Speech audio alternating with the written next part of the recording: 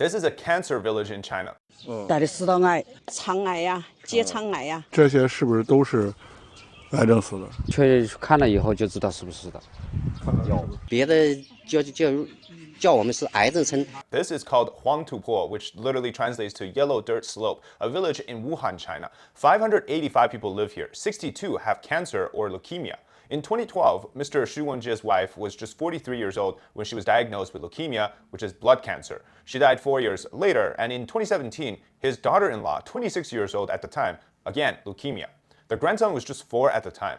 2 women with no blood relation in the same village suffering from the same disease.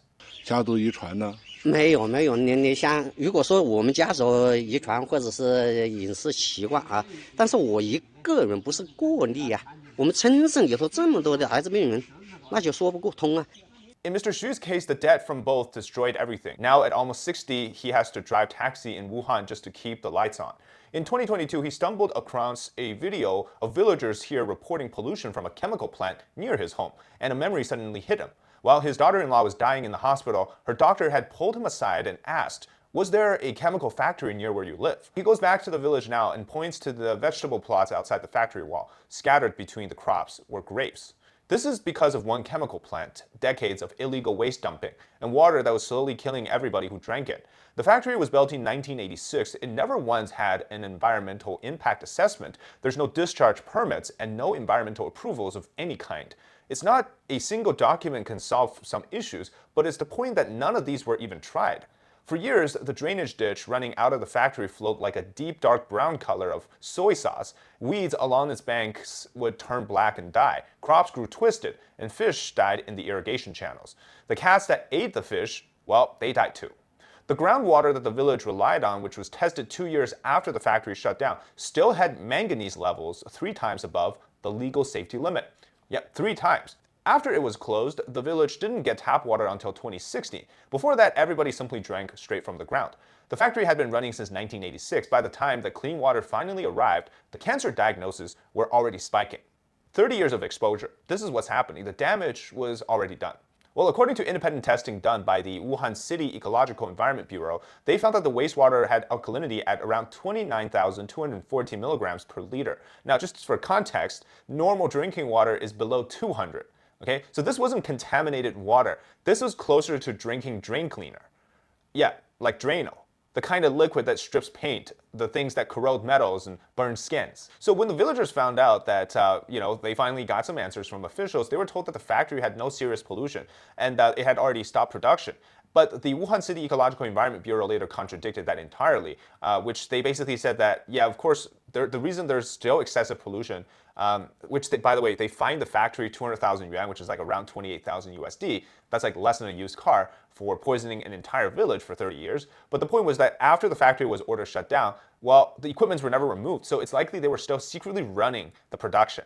And that's likely the reason that it was ever allowed to operate, was probably because the local officials knew that this was a moneymaker. They didn't care about the environment, and they were still secretly allowed to operate after the orders were given to shut it down because they were bribed. And that's just how things work at the local level in China. So we always have to ask ourselves something, right? Why are we so dependent on China, on a country that does this stuff? How do they make things so cheaply? Well, look, around your home, you have probably things made in China, whether that's the solar panels on the rooftops, or the pots and pans in your kitchen, or electronics, or even toys that your kids have. A huge portion of what we buy was effectively manufactured in facilities that would probably shut down overnight. And if they tried to operate in any other Western nation, well, the labor codes, the safety, environmental enforcement, yeah, all of that's not going to let them stay in business. But in China, the human cost isn't on a price tag. It's not even included as part of the price of the product.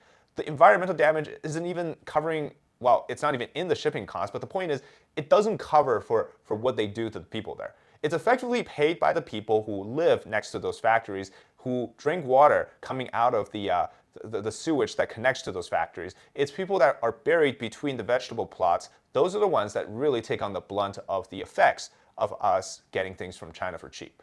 And it doesn't just stay over there. People across China have been testing products which are marketed as stainless steel cookware and are finding that it contains a dangerous level of chromium and manganese. 就是每次问我不锈钢检测液靠不靠谱，那个玩意儿，首先这个东西就不应该出现在你家里，多危险呢。还有就是它测出来的东西，如果它测出来不行，你们家那锅是不行，但它测出来行，也不代表你家那锅就行。锰超标，因为它不锈钢检测液是测锰的嘛，说锰超标对人体的危害也没有那么大。那是锰超标的事吗？就是如果它锰都超标，就代表着它其他的重金属应该是也超标的。 Which again, both are toxic, and chromium especially can be carcinogenic. Now, one man then went to Sam's Club in China, which is obviously owned by Walmart, and they tested every piece of imported stainless steel cookware there. It turns out every single one of them passed. 今天来到了济南的山姆超市。304的没问题，测它这个304也没问题。269的这个高压锅，304没有问题。还有这个蒸锅也打一下吧，也是304。 So, what kind of a story does that tell us? Well, obviously, the domestic stuff, they're lying, they're failing. And so, the same supply chain that poisoned Huangtupo, the yellow dirt slope village, it's also doing the same thing, but to a much less scale when you think about what they're doing to get those boxes at your doorstep, right? Sure, they might not be poisoning you with that stuff. In fact, they might make it much better compared to the domestic version that they ship to people in China.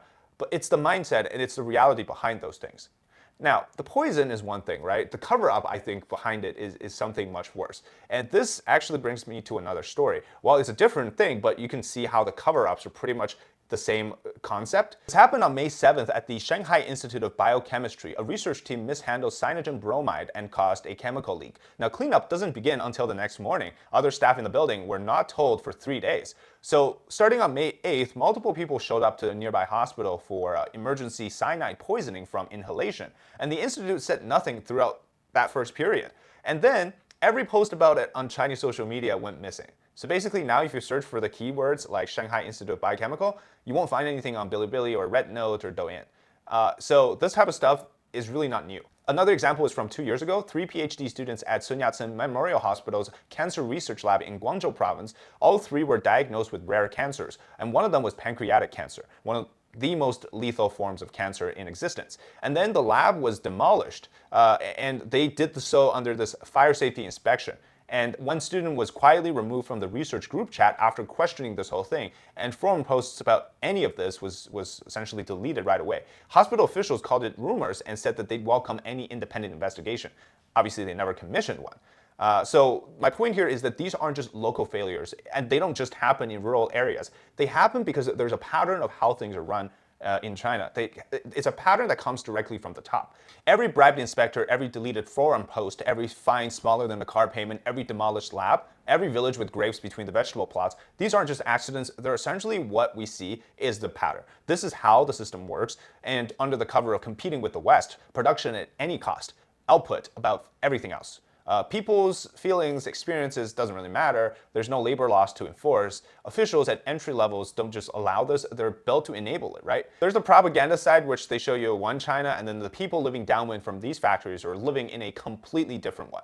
Thank you very much for watching this episode. Hope you enjoyed the content. Let me know your thoughts in the comments, and subscribe to our channel if you haven't already. We have all new videos on China every single week. Thank you very much for watching. We'll see you next time.